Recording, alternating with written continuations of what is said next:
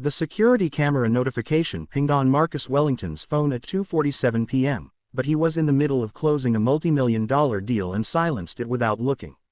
He'd installed the cameras throughout his mansion 6 months ago, right after proposing to Victoria, wanting to ensure his 7-year-old daughter Emma's safety while he worked long hours at his investment firm. He never imagined those cameras would reveal a truth that would bring him to his knees. Marcus had built his fortune from nothing. The son of a single mother who cleaned office buildings at night, he'd worked 3 jobs to put himself through business school, sleeping 4 hours a night and surviving on instant ramen. By 35, he owned one of the most successful venture capital firms in the city, living in a sprawling estate with marble floors and crystal chandeliers. But none of it meant anything compared to Emma, the little girl with her mother's eyes who'd been his entire world since his wife Sarah died 3 years ago from cancer. Meeting Victoria had felt like emerging from a long, dark tunnel into sunlight. She was elegant, charming, and seemed to genuinely care for Emma. At least, that's what Marcus believed as he watched her read bedtime stories to his daughter, braid her hair before school, and attend every parent-teacher conference by his side. Emma had seemed quieter lately, more withdrawn, but the grief counselor assured him this was normal for a child processing the loss of her mother. Children retreated sometimes. They needed space. He'd believed that, wanted to believe it, because it meant he could also believe that Victoria was the answer to their prayers for a complete family again. That evening, Marcus came home early, something he rarely did. The Tokyo investors had rescheduled, giving him an unexpected free afternoon. He pulled into the circular driveway, noting Victoria's car parked near the fountain. The house was quiet as he entered, his Italian leather shoes clicking against the marble. No sound of Emma's laughter, no television playing her favorite cartoons. "Victoria," he called out, loosening his tie. Silence answered him. He climbed the curved staircase, passing family portraits that now felt like they were watching him with knowing, sad eyes. Emma's room was empty, her stuffed rabbit lying abandoned on the bed. A cold finger of unease traced down his spine. He checked the playroom, the library, even the kitchen where their housekeeper Maria usually prepared dinner. Empty. Then he heard it, a faint sound, barely audible, coming from the far end of the hallway. The old storage room that they never used, the one without windows that still had the previous owner's heavy oak door. He approached slowly, and the sound became clearer. Sobbing. A child's broken, terrified sobbing. Marcus's heart stopped. He grabbed the doorknob and found it locked. "Emma," his voice cracked. "Emma, baby, are you in there?" The sobbing intensified. "Daddy." Her voice was raw, hoarse, as if she'd been crying for hours.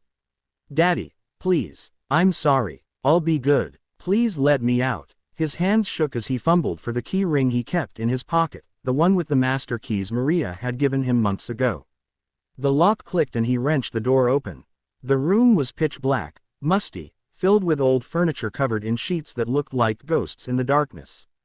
And there, huddled in the corner on the cold hardwood floor, was his daughter. Her face was streaked with tears, her eyes wide and red, her small body trembling. "Emma," he rushed to her, scooping her into his arms. She was ice cold, her little dress damp with sweat despite the chill. She clung to him with a desperation that shattered something fundamental in his chest. "How long have you been in here? What happened?" She buried her face in his shoulder, her words muffled and broken. "I spilled juice on her dress. I didn't mean to, Daddy. I said sorry, but she said I was clumsy and stupid and I needed to learn. She said the dark would teach me to be careful." Marcus's blood turned to ice. "She locked you in here." Emma nodded against him, her small body racked with shivers. "She always does, Daddy. When you're at work, when I'm bad, sometimes for hours. Sometimes I wet myself because I can't hold it and then she says I'm disgusting and makes me clean it up and locks me in again." The world tilted. Marcus held his daughter tighter, his mind refusing to process what she was saying even as his heart broke into pieces. "Always. This has happened before, lots of times," Emma whispered. "She said if I told you, she'd lock me in forever. She said you'd believe her because she's going to be my new mommy and you love her more than me. She said my real mommy left because I was bad and that's why she got sick." Marcus couldn't breathe, couldn't think. The woman he'd planned to marry, the woman he'd welcomed into his home, into his daughter's life, had been torturing his child. His innocent, sweet, already traumatized little girl who'd lost her mother and just wanted to be loved. He carried Emma out of that horrible room, down the hallway to her own bedroom with its pink walls and stuffed animals and nightlight shaped like a star. He wrapped her in her softest blanket, held her in the rocking chair they'd used when she was a baby, and let her cry against him while rage and guilt warred in his chest. "Where is Victoria now?" he asked quietly, though his voice shook with barely contained fury. "She went out. She always goes out after. To the spa or shopping. She says I better have my story straight by the time she gets back." Marcus kissed the top of Emma's head, breathing in her strawberry shampoo, feeling her heartbeat against his chest. "I'm so sorry, baby. I'm so sorry. This is my fault. I should have seen. I should have known. I tried to tell you," Emma said in a small voice. "Remember when I said I didn't want to stay home with her? You said I was being difficult because you were getting married. You said I needed to give her a chance." The memory hit him like a physical blow. 6 weeks ago, Emma had cried and begged to come to the office with him instead of staying home during summer break. He'd been frustrated, stressed about a failing acquisition, and he'd dismissed her fears as jealousy. He'd told her she was being unfair to Victoria, that she needed to accept that they were going to be a family. He'd failed her, failed the one person who mattered most. "You're right," he said, forcing himself to meet her eyes. "I didn't listen. I was wrong. But I'm listening now, Emma. I'm listening, and I believe you, and this is never, ever going to happen again. I promise you." He carried her downstairs to Maria, who took one look at Emma's face and crossed herself, murmuring in Spanish. Marcus explained everything in clipped, controlled sentences while Maria's eyes filled with tears. She held Emma close while Marcus went to his study and pulled up the security camera footage on his computer. His hands shook as he scrolled back through the recordings. There were cameras in most of the common areas, but he'd never thought to put one in that storage room because they never used it.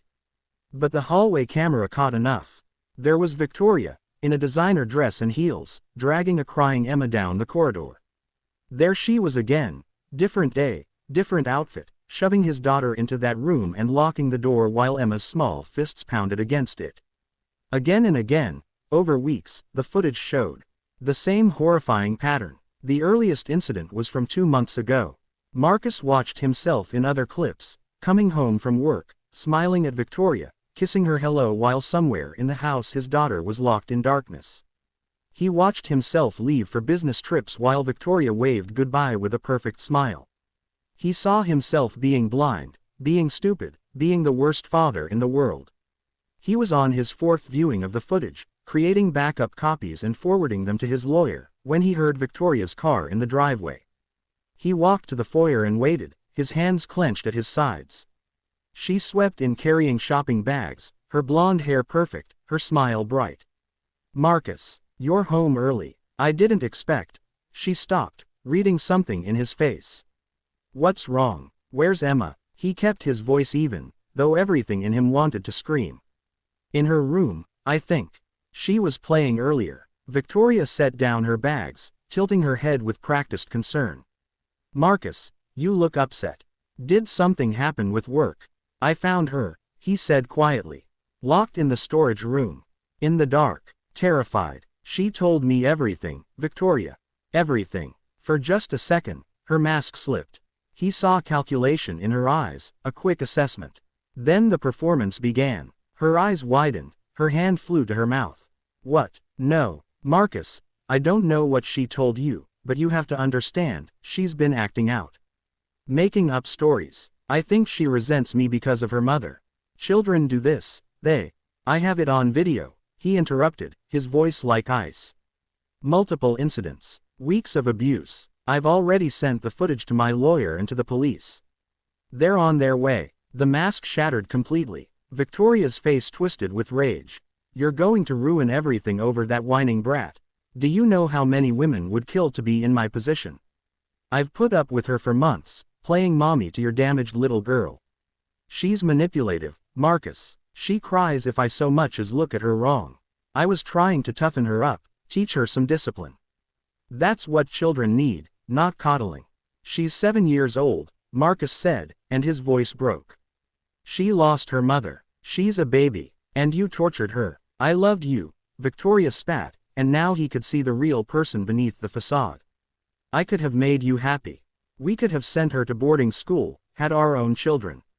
Perfect children. But no, you're obsessed with that needy little. Get out. Marcus stepped toward her, and something in his face made her retreat. Get out of my house right now, before I do something I regret. The police are coming, and you're going to face charges. But right now, get out. She grabbed her purse, her face ugly with rage. You'll regret this. My father is a judge. You have no idea who you're messing with. Your father the judge will be very interested in the video evidence of you abusing a child, Marcus said coldly. Get out. She left, her heels clicking violently against the marble. Marcus stood in the empty foyer, surrounded by luxury that meant nothing, and finally let himself break.